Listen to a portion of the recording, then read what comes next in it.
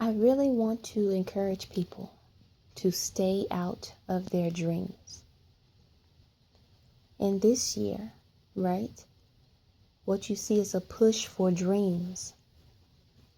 And I am seeing a lot of trickery take place by just dreams alone. I am watching the trickery take place where I'm seeing people disperse information that is not true. They're giving it to people, and then they're allowing them to share this information within the church. But it is a lie. It is an illusion. It is not real. The laws that I am seeing being dispersed is not the truth. You are in your dreams, and you are being manipulated and tricked through your dreams. I'm trying to be careful because my intent is not to try to expose or call anybody, out or anything like that. I'm trying to stick to the basics.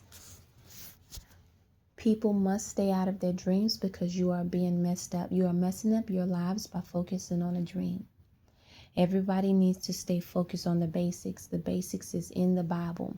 Every time I'm speaking to someone, they're always talking about these laws, these unwritten laws, these hidden books, all of this information, but they have yet to master the books that God has given us that are not hidden, and that is the Bible. I can ask anyone a question about the Bible, and they will miss it every time. They won't know. And the first thing they do is go to, well, you got these hidden books. You got the book of Enoch. You got these mystery books, the real Bible that came out, Ethiopian Bibles. You got the real unwritten laws, the laws of the universe, all this stuff that they are going to first before they have even learned how to master the Bible. Your dreams are what's messing you up. And what I wanted to do, I wanted to share through my own personal experiences how the dreams were messing you up. But I feel that it is not good for me to do so for the fact that I do not know who's listening to my memorandums. And I know that there are some bad people that are taking the things that I am saying. They are learning, they are tweaking, and then they are going and then redoing it, giving it to someone else to mess them up. They are perfecting their craft.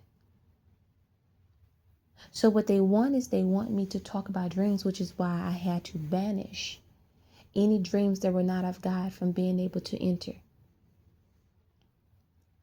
Because at one point I said, it's okay, God.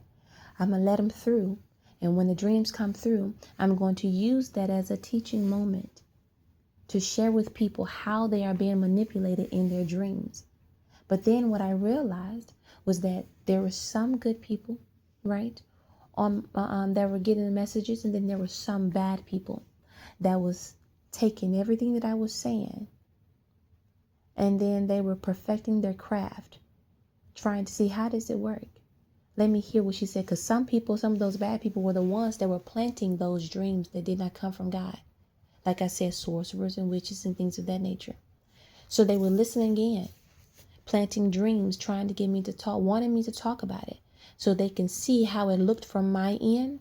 And then they were perfecting their craft so they can go and do it again to someone else and mess them up. So it did not matter whether or not I was able to understand what was taking place and whether or not I was able to recognize the strategy on what they were trying to do. They only cared about how it looked from my end. And I was a perfect person to share with them what the dreams looked like from my end as a teaching moment. And I saw them trying to perfect it. And as they kept trying to perfect it, they kept trying to use it as a means to manipulate me. So they were perfecting it, and they would come back and try to make it look like a parable from God. And they kept doing this over and over and over again, trying to see, do I really know the voice of God, or am I just listening to their dreams? And then they kept trying to see, once they realized, well, she really do know how to understand the voice of God, because she's calling out all the dreams that we are planting that are not coming from God. So now at this point, we just want to know if we can level up. Who can get access to her dreams? Do we have to be in the same house as her? Do we have to be at a distance? Who has spiritual power, right? To be able to plant a dream inside of her mind from miles and miles away. This is what I start to see taking place. So that's why I stopped talking about dreams and stopped using them as a teaching moment, because there are some bad people who didn't care to try to stop what they were doing. They only just wanted to perfect their craft. It was like being a little lab rat of theirs. This is what they wanted. And at one point in my life, what people were doing, they would actually come and ask me. They would share something with me, and then they would ask me.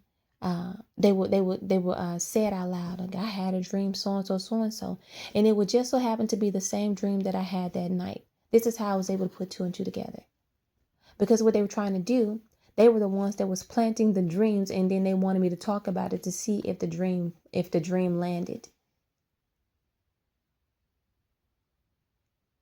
So I stopped talking about it because I realized some people had no desire to change their ways. And that's fine. That is their choice. But I wasn't going to help them perfect their craft so they can go use it on someone who was completely unaware of their strategy. So I encourage people to please stay out of your dreams. You do not need to focus on these dreams. You do not need to focus on these unspoken, unwritten laws without first focusing on the Bible. And when you share those unwritten laws, you leave people that are not ready wide open to be vulnerable and to be deceived, because everybody likes knowledge, especially hidden knowledge, because it's like a mystery. I wonder what's so great about it. That's why people are always trying to make stuff seem like a mystery. It's enticing, and people want to go learn more about it. There's nothing that's the Bible is like right here in their face, but they don't consider that to be a mystery enough. So the things that they focus on is these unwritten laws, these hidden books, and that's what people want to get their hands on, and that's what leads them to be confused, because they haven't learned the basics, they haven't learned the fundamentals, and yet they are trying to grab onto something else, like the Ethiopian Bible. You have a Bible right in front of you that you don't even understand. So what's so great about trying to get your hands on the Ethiopian Bible? Most of what's in that Bible most likely is in this Bible, with a few additions. So I encourage people in the church, please stay out your dreams. Stop sharing those dreams. Let them be personal. If you have someone that you are speaking with or counseling or whatever it is, as a preacher or minister or whatever, and they come and they share with you your dreams, then go over it with them. Help them to understand what's taking place in their dreams. But as far as displaying it all in the church, a lot of those dreams that I am hearing, I say, this is not a dream that come from God. That is not a parable. A witch or a sorcerer planted that. And then they wanted you to talk about it because they were trying to see the level or the status, right? Because it's all about status and levels.